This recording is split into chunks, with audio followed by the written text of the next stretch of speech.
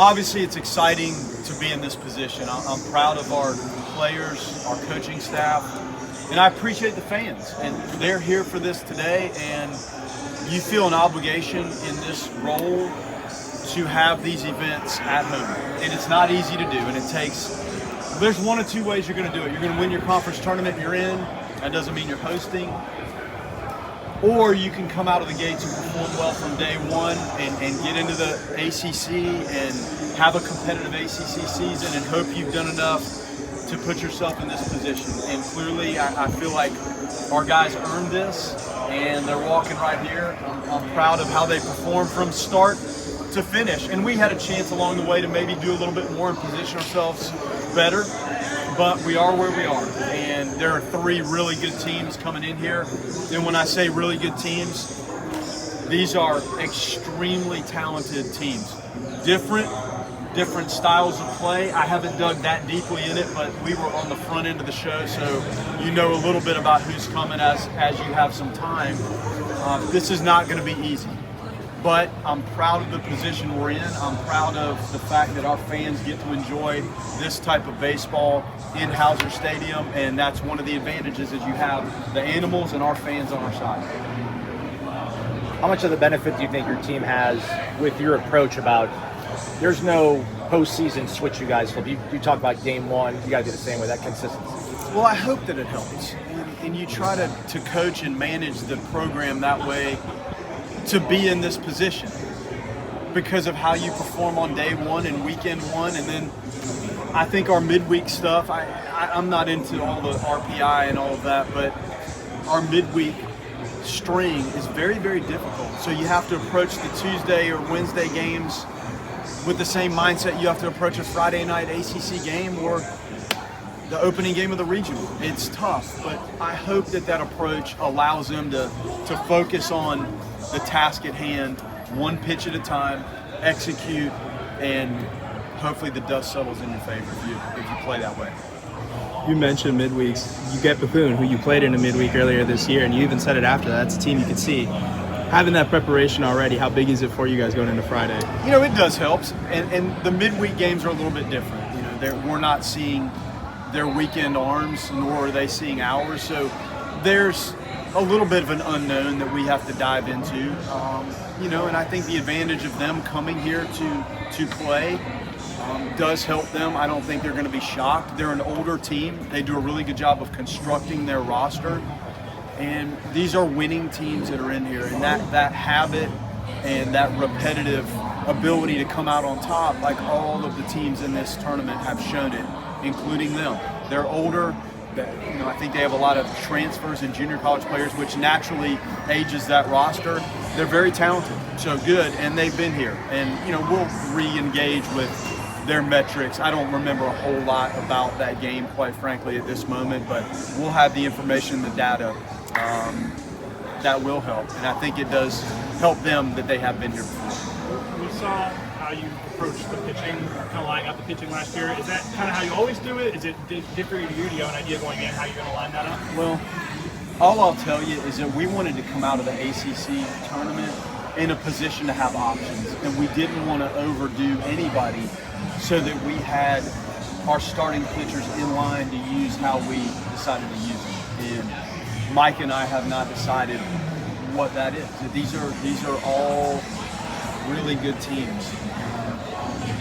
You have to think through your goal of winning the regional. You know, what is the best way to win? Clearly, game one helps you get to the championship, but you want to make sure you're in a position to win the first game that you play. I mean, that's huge. So we're not ready to get to who's pitching yet. I am happy that we do have all of our options on the table to start whoever we decide is the best fit for game one. Do those options include like reimagining the way you would use a guy like Joey or Wes in terms of their role? Workload, yeah, I mean, I think the three starters are the three starters as we see it right now. Now, how we decide to rotate that, I don't know. I don't intend to get too cute. You know, at some point, if your back's against the wall and you're fighting to survive, then you get as cute as you can get to try to stay in the thing. But right now, entering the tournament, we do have all of our options on the table. Nobody did too much by design last weekend. You talked a little on Saturday in the press conference about Joey wanting to give him a lighter load. I guess what went into that, and it seemed like his stuff was up. Did that kind of, you feel justified in doing that from what you saw from him in the bullpen? I do.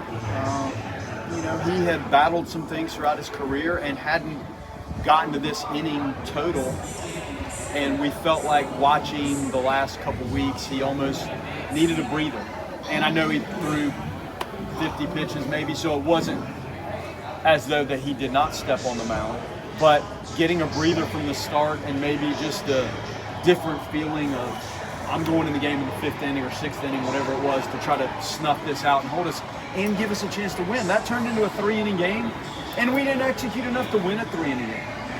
But I thought he did a good job, and that was encouraging. I thought the fastball was a little more crisp. I actually thought the changeup was better. The slider was good. I thought it was as good as I've seen him in a short stint.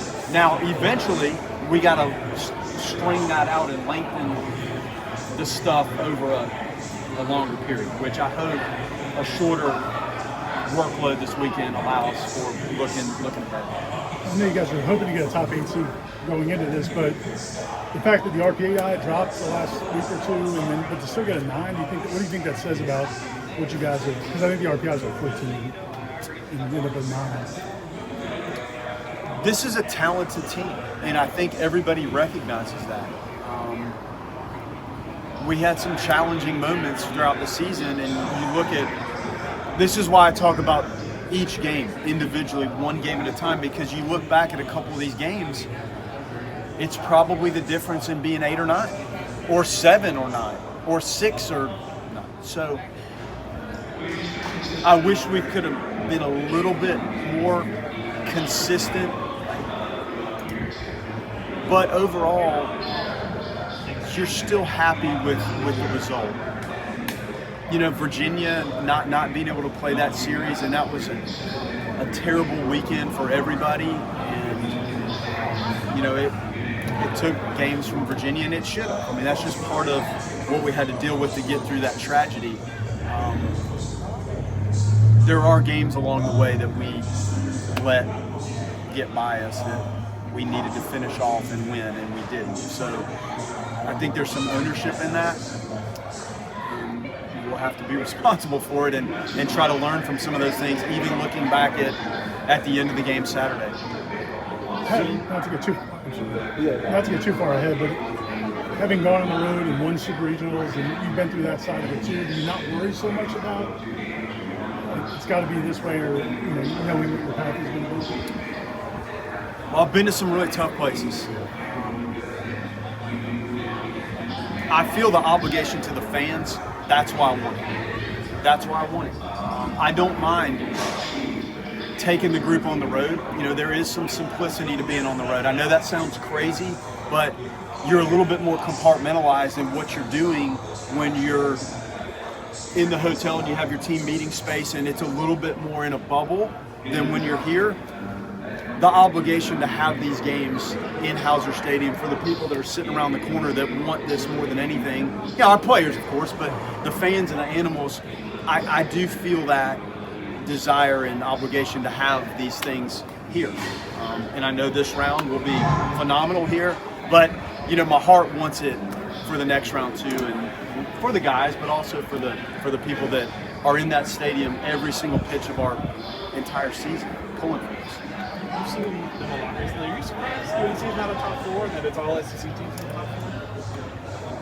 I think UNC is one of the top 4 teams. I think their pitching is really good. Their use of the secondary pitches I thought was phenomenal, and offensively they have a timeliness about them. And when you look at the statistics, sometimes that's not reflected, but when you play them 4 times in that little flurry that we played them, you do sense that any chink in the armor that you provide them, they took advantage. And I do think they're a top 4 team. Now to say, I'm not on the committee this year, so it's the first time in a long time I haven't had to dive in and assess this thing deeper. But playing them, I felt like they definitely were. And I've seen those teams before, and I've been one of those teams before, and I thought they were in that bucket. Do you almost have to prepare for 4 teams with a team like Mississippi State having an interim coach and looking at what they've done since then and I guess before then in terms of scouting them out? I don't think so. I mean, I think there's enough to go back and look at the last month and go with it. Do you know anything about Northeastern? They said they're one of the hottest teams in the country. Have they won 27 games in a row? Is that right? Give or take, yeah. 17 shutouts. Is that right? They've stolen 200 bases. So that's what's coming in here. And Mississippi State is talented and dynamic. And Bethune-Cookman they just win. They just keep winning. They win. They're tough.